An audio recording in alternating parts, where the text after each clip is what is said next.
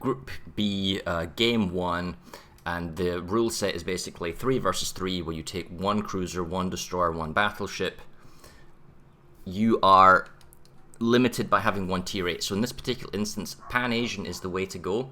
With the deep water torps, you're not really torping the enemy destroyer, you're kind of more gunboating them, so you kind of want those torps to go after enemy ships. It's a York versus a Myoko, it's a Gneisenau versus a Bismarck, and then it's a superior tier 8 versus tier 7 Gadajmada. So we need to see what's the perceived advantage here, taking the Bismarck, which has Hydro, has the advantage over the Gneisenau, or is the destroyer going to make the difference for the enemy team, that being GD?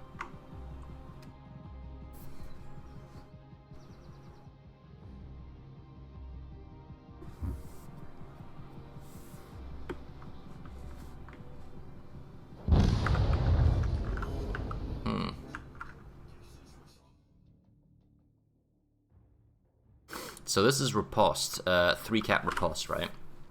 This map is symmetrical. It's one of the few maps that is perfectly symmetrical. You'll have your initial spawn at the south, and you'll have the spawn at the north, and then both teams will probably go into Alpha Charlie, and then they will rotate and maybe contest Bravo.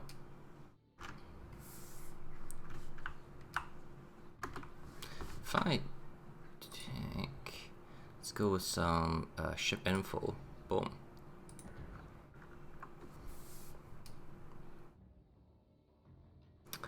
Uh, 8-kilometer torps in the Mada, where we have 10-kilometer torps in the Myoko. We have 9.2-kilometer torps on the Hinsiang. So it actually has about 1.2-kilometer longer range torpedoes. But the interesting thing is that the Gneisenau is more brawler. It can have the ability to torp, so it can push in an attack and get really, really close.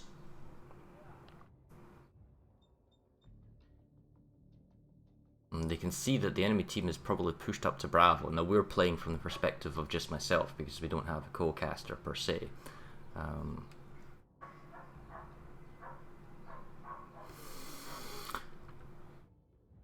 The goal, I guess if you could put it that way, is who gets, it's staying together as a team, you know, fighting for cap control, pushing, pressuring, cutting somebody off, and then kind of killing them, right? So we've got a Hydro from the York, and it's really good that Wargaming added that so we can actually see what's going on here.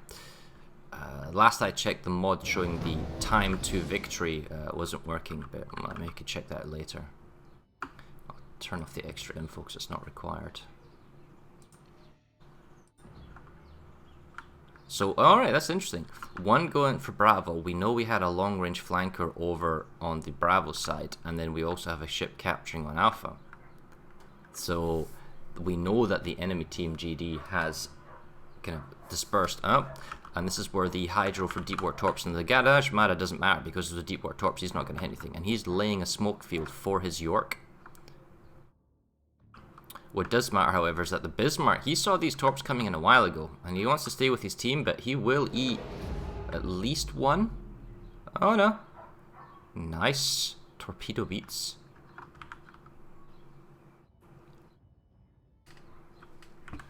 Alright.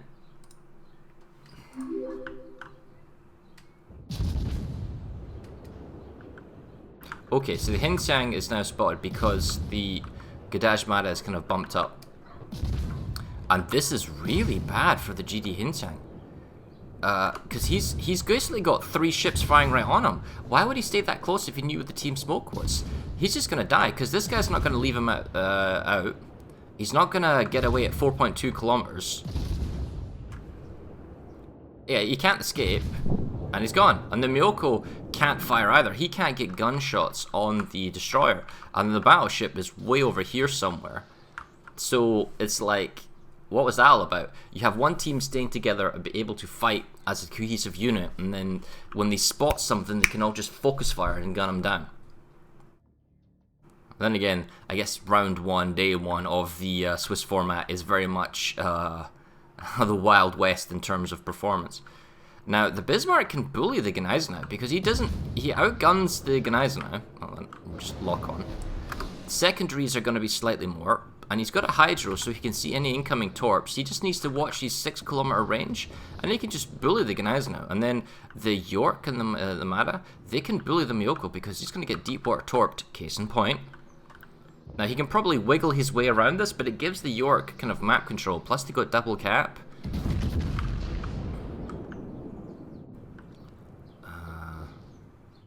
That's the thing about when you play 3 versus 3, it's very unforgiving if you mess up.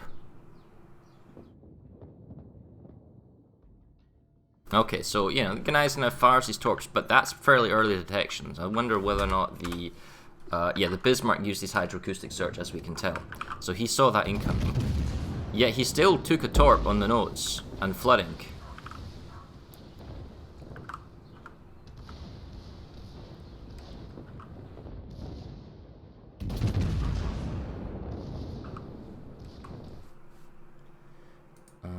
I saw the rule set for the maps a moment ago. Let me just check.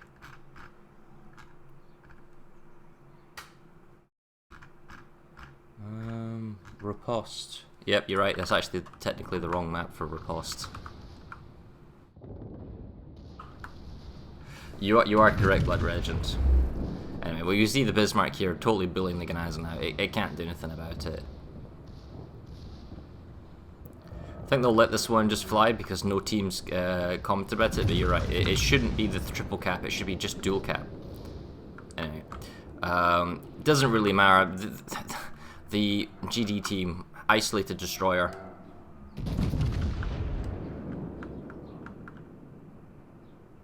And then the Miyoko is just being bullied because the Miyoko is being perma-spotted by the Mada, and the York then decides when it wants to fire. Then the higher tier battleship crushes the lower tier, tier 7, and now it's just a case of the Miyoko is just being bullied.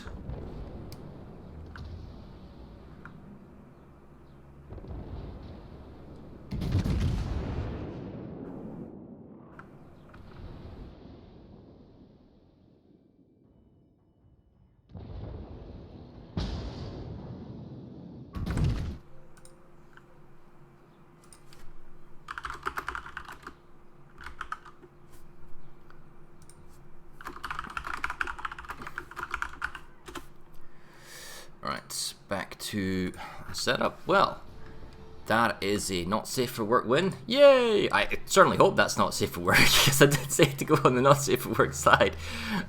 But yeah, very clean, very clinical, staying together, basically having supporting layers of gunfire. As soon as the enemy destroyer, which was their tier 8 destroyer, that was their party trick, their higher tier 1, made himself vulnerable and got himself spotted by the enemy Mada. It was just like, I'm going to keep you spotted, my cruiser and my battleship are going to give all the supporting firepower, and the Hinxiang did not have his Gneisenau or Miyoko to back him up, didn't have complementary firepower to shoot back at the enemy DD, and then that's it. He was unlucky, true, but at the same time outplayed. Okay, so we're going to